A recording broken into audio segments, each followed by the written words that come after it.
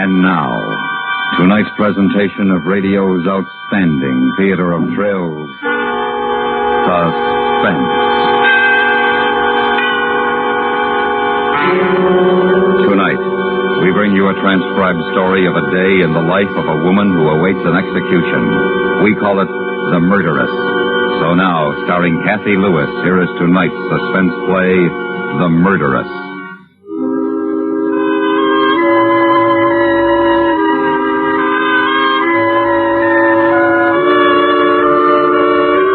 She awoke earlier that morning, earlier than she had thought she would. Purposely, she had gone to bed later the night before, read later. Then, to ensure the blessed passage of unconscious time, taken something to make her sleep, something to keep her from the slow morning hours. The bedside clock showed 8 a.m., but she knew it sometimes ran slow, and so she picked up the phone.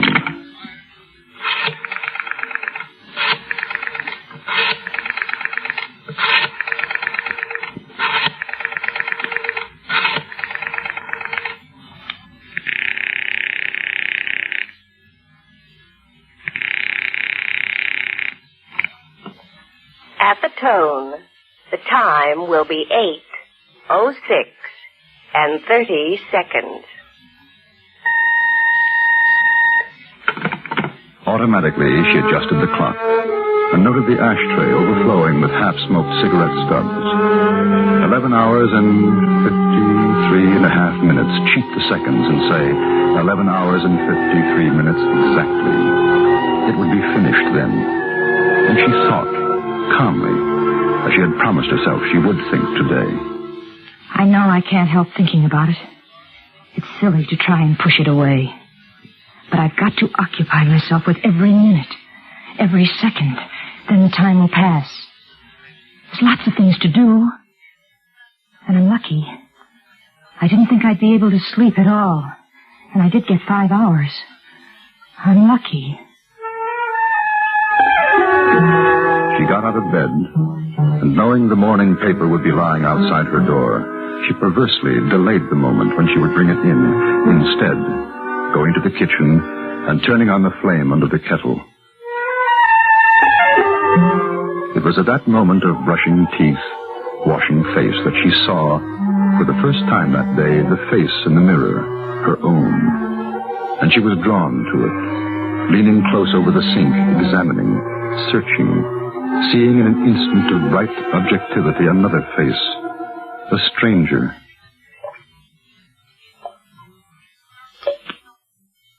Murderer. Murderess. You. You, not me, but you. Your lips are chapped. It's always this time of year they get that way. You're a murderess. You killed someone. You killed him. I saw you. And when the face stared back unmoved, she was afraid, and reached up to touch the face, to feel it, and know she was herself, and not the thing in the mirror. It was 8:30 when she sat at the kitchen table to drink her tea and open the morning's newspaper. Bailey execution tonight. March 27th, Margaret Bailey, convicted slayer of her husband John Bailey, is scheduled to die in the electric chair tonight at 8 o'clock. After a lengthy trial and fruitless appeals, the attractive widow is still, according to her attorney, H. Hillman Adams, maintaining her innocence. No official word has been received from the governor's office, but it's felt unlikely that a last-minute reprieve will be forthcoming. Mrs. Bailey, who shot and killed her husband 4 months ago, is reported to have spent last night in prayer. That's not a good thing to do. I mustn't read anymore.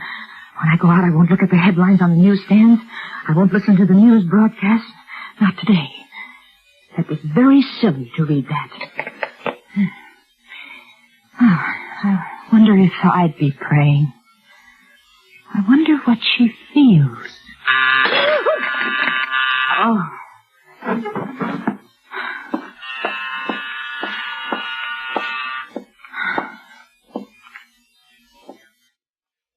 Who is it? Laura, ma'am. morning, honey. Laura. Laura. Oh, I forgot. You know I forgot you were coming today. Honey, if I had a nickel for every time I forgot. My auntie used to say to me, Laura, if you don't have your head screwed on tight, you'd forget it and leave it somewhere sure as the angel. I've got some coffee on.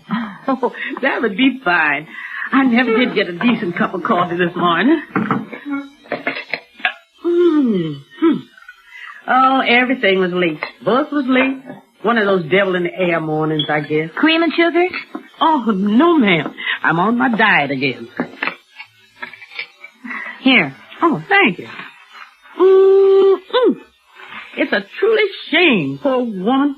Pretty thing. At our ladies' meeting the other night, we were talking about her. Most of us don't think that she done it. Oh, ain't it awful, Miss Marion? When you think there's a life that's going to be no more than a few hours. Laura. Oh, she spent last night in prayer. Bless her heart. You know, Miss Marion, I guess I'm a silly, thoughtful woman, but I look at that face, and I say, Laura, that Mrs. Bailey, she's no murderer. Just from her face, I say that. I don't think the court agrees with you, Laura. Court? Somebody had to pay, and they picked her. Because if you ask me, with these elections coming up and everything, they had to find her guilty. That's silly. Oh, no, ma'am. I don't think it purely is. From what I read, there's lots of chances for another woman to have done it. The other woman. You sound just like one of those scandal magazines, Laura. Laura. Well, if you ask me right now, someone is sitting laughing to herself right this minute. And she knows what she's done. And the good Lord will take care of her all right. You'll see. You'd better start vacuuming as soon as you finish your coffee, Laura. I'm going to get dressed. She knew it had been a mistake to sit down with Laura.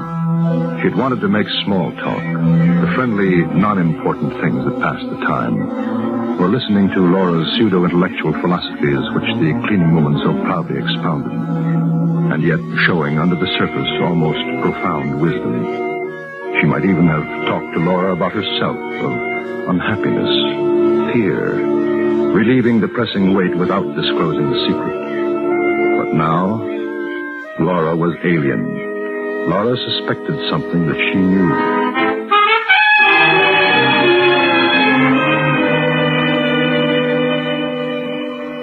It was 10 o'clock, and there were 10 more hours until 8. Get it, Laura. Hello. Hello, dear. Hello, Mother. How are you? Fine. Did I wake you up? No, I've been up since 8. Oh, is Laura there? Yes. Do you want to talk to her? No, just tell her I'm expecting her on Monday. I wasn't sure whether it would be Monday or Tuesday, but I decided Monday. All right. Are you all right, dear? Yes, I'm fine. You got one of those headaches again? I wish you'd go to the doctor about it. It worried me so much. I'm fine, Mother. I haven't got a headache. Oh, I'm glad. Would you like to come over for dinner tonight? I thought I'd... No, thanks. Thanks, Mother. I've got a date. Oh? It's nobody you know, Mother. Well, that's all right, dear. I thought you might like to watch TV. There's a very good show at 8 o'clock. Jackie... I'm sorry, Mother. Maybe you could bring a date for dinner. And we could watch the show at 8, and then you could go on to wherever you're going. I told you, Mother, I can't. Look, I've got to go now. I'll talk to you soon. Tomorrow. All right, dear. Goodbye. Miss Marion, can you help me? I want to move the cabinet, ma'am. It hasn't been cleaned behind there since Noah. Oh, all right. You just take the corner, honey. All right. Don't strain yourself. Just kind of lean. I'll do the pushing. Now. Just a whisker more. There. My, honey. If you've been missing any bills and things, that's where they are. Ooh-wee. I declare. I'll take them, Laura. Well, here you are. Oh, Oh, what a nice-looking gentleman. Give it to me. It's a picture of him. I thought I'd lost it. I thought it was lost. She saw it. His picture was in the papers. She'll remember. She'll think about it, and she'll remember. It's a picture of a cousin of mine. I never liked him. He was a black sheep, if you know what I mean. It caused a lot of trouble, Laura. I'd almost forgotten all about him. I'm sorry I was rude. It just brought back very unpleasant memories. Oh, why, sure. That's all right. I understand. I had an uncle like that once. Oh, he was a devil. Funny thing, though. That cousin of yours sure reminds me of somebody. Somebody I've seen or know. Now, who could that be?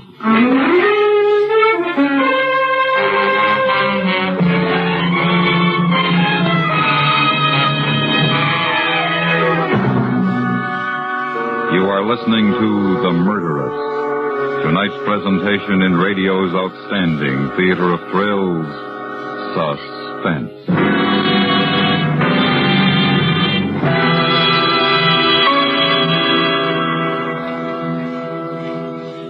Hello, this is Marvin Miller. We'll return to our program in a moment, but first, here's something to think about. The United States of America is young among the nations of the world, but it has proven the value of its way of life. Perhaps the most important words in our national heritage are the first three words of the Constitution. We, the people. The people are in power, not an individual or a party or a group of individuals, but the people as a whole. The communists have corrupted this word people, just as they have made the words peace and freedom and liberty seem meaningless. Ask the citizen in one of the communist people's republics just how much he has to say about how his government is run. With us, the word means exactly what it says. It means everybody, no exceptions. And as citizens, we recognize our two responsibilities. First, to know what our rights are. And second, to defend those rights. And now we bring back to our Hollywood soundstage Miss Kathy Lewis, starring in tonight's production, The Murderess. A tale well calculated to keep you in suspense.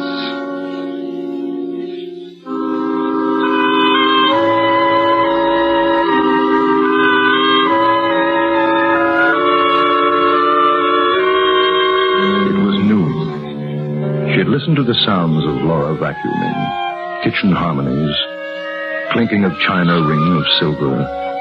She had bathed and dressed automatically, slowly, always listening, waiting for a pause in Laura's cleaning ritual, a pause that might indicate that she had remembered whose face it was in the photograph.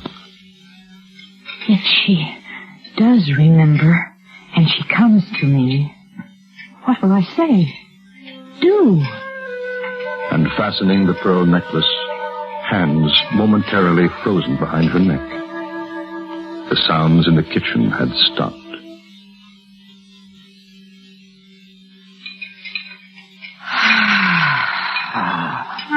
The clasp of the necklace was secured, but all of the plans so carefully made to ease the passage of this terrible day were gone. She knew she could never recapture them. She thought, but after tonight, it will be better. And tomorrow, and next week, and next month, better. It's only the waiting for tonight. That's all. What about Laura? Photograph. Supposing she did remember him from the newspaper pictures.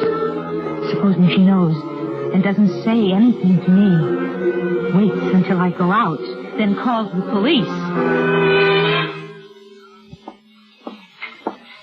Be careful now, honey.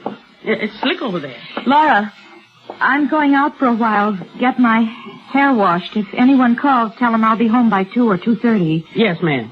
There's some cold cuts if you want them for lunch. Oh, I'll be fine. Just a cup of soup, that's all. she put on her hat and coat and left the apartment, closing the door with unnecessary force.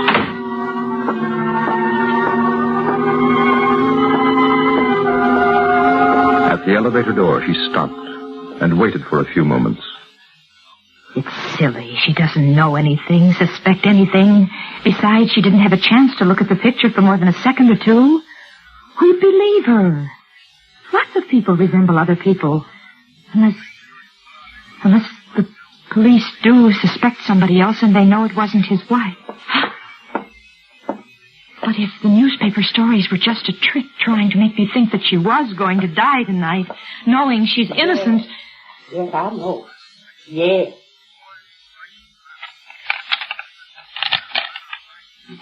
Yes. Yes. Well, I saw with my own eyes.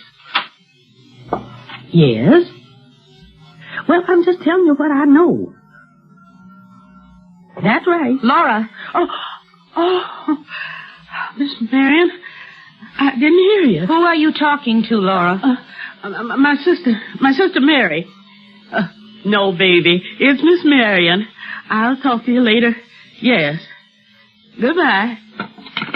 Oh, you sure did scare the lights out of me, honey. I'm sorry. I forgot something.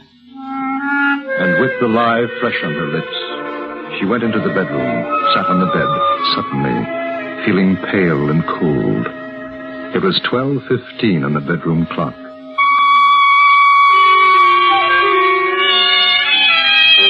She had called the hairdresser and canceled the appointment. She knew that she couldn't leave the apartment, not at least until after Laura had gone, and that wouldn't be until 4:30. Laura had been calling the police. She was convinced of that. But I don't think they believed her. Still, they might begin to wonder. They might investigate. She was lying on the bed, arms folded behind her head, aware that her shoes were still on, sharp heels endangering the lacy counterpane, but not caring. Hearing the sounds of Laura's humming and an occasional groan as she stooped to her work.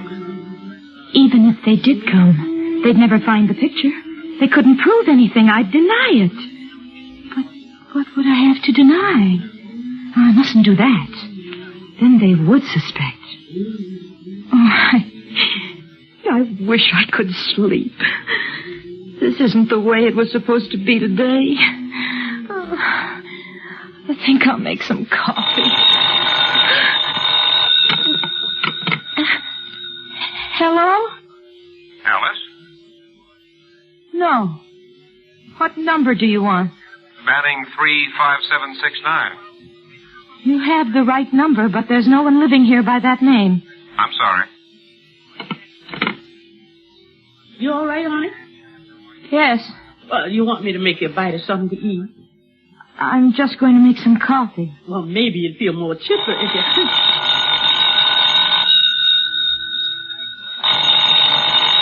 You want me to answer? I will. Hello? Alice?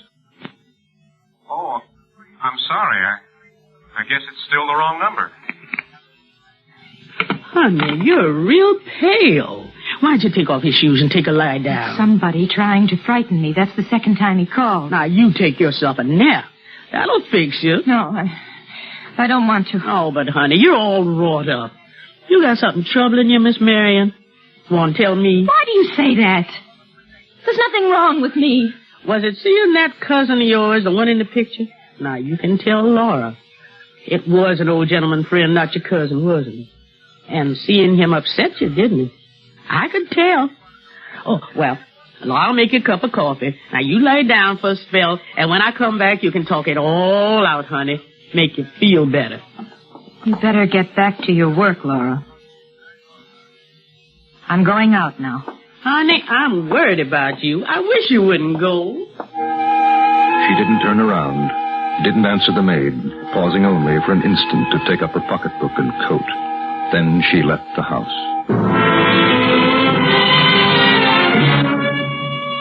For an hour, she walked in the city, aimless, not thinking, not seeing. And it wasn't until she noticed a cruising patrol car that things drew back into focus. Perhaps they're looking for me. They found out. They know. I should have done something. What? killed her? Killed Laura? Oh, you're crazy thinking things like that. It's 3 o'clock. 3, 4, 5, 6, 7, 8. 5 hours. I'll go to a movie. They wouldn't find me in there. They wouldn't think of looking there. It'll pass the time. She went into the first movie theater she saw, not looking at the marquee. Paid her admission, almost ran inside, then sank into the worn, shiny seat and leaned back in semi-darkness and watched the flickering light on the screen before her without seeing or caring about its content.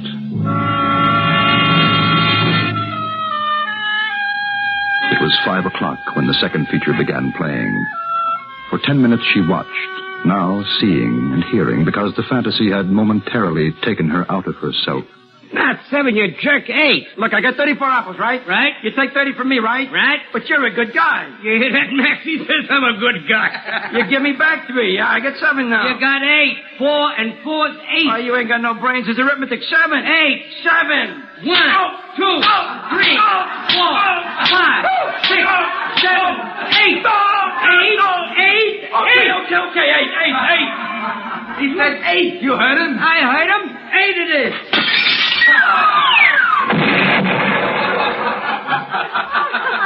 Is he dead? Did you kill him? You think I want to go to the chair? She went out and didn't notice the side glances as she half ran down the street, her sobs catching in her throat, tears streaking her cheeks.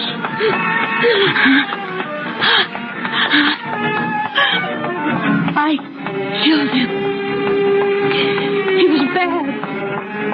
He should have been killed. But they wouldn't understand. I wish it was tomorrow. Tomorrow. I wish I was asleep, that I wouldn't wake up. No. Then I'd be dead. She'll be dead at 8 o'clock. She'll be... Oh, excuse me. I'm sorry, officer. You all right, ma'am? Yes, I'm all right. You sick? Why? I don't look sick, do I? I'm fine. You don't want to go wandering out on the street like that. You could get hurt. Yes, I'm sorry. I'm late, excuse me. Sure. The patrolman looked after her, puzzled, caught the eye of a bystander, shrugged, exchanged an understanding grin, and continued his beat.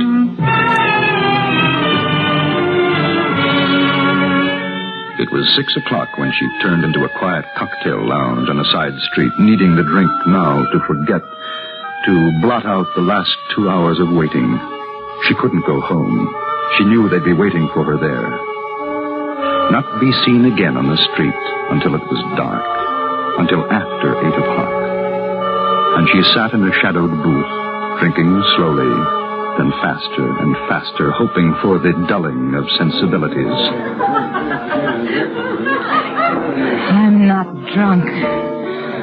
And I want to be. Well, hello. Alone? Alone? Yes. Can I, buy you a drink? A drink? Oh, it's kind of lonesome sitting here, isn't it? Oh, waitress. She drank with him, and he was faceless, nobody.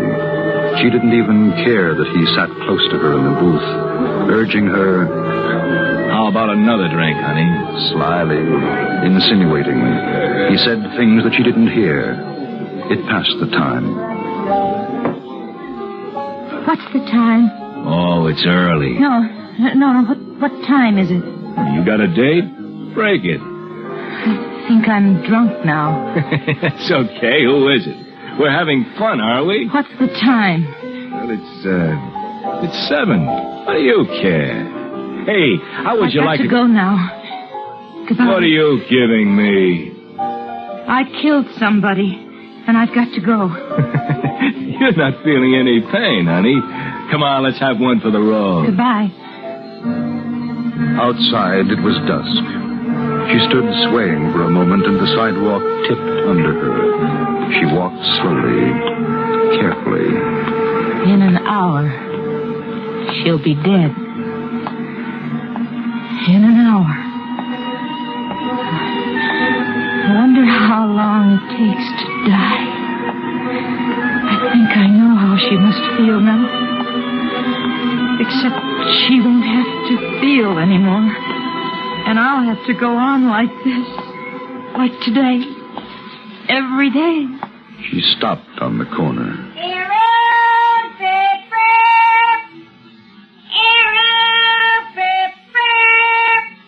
Bailey Killer dies tonight. Paper lady? No. I don't think so. Is there a police station anywhere near here? 5 blocks down and on your right. Thank you. It was 7:15 when she went into the police station and said to the sergeant, I want to give myself up.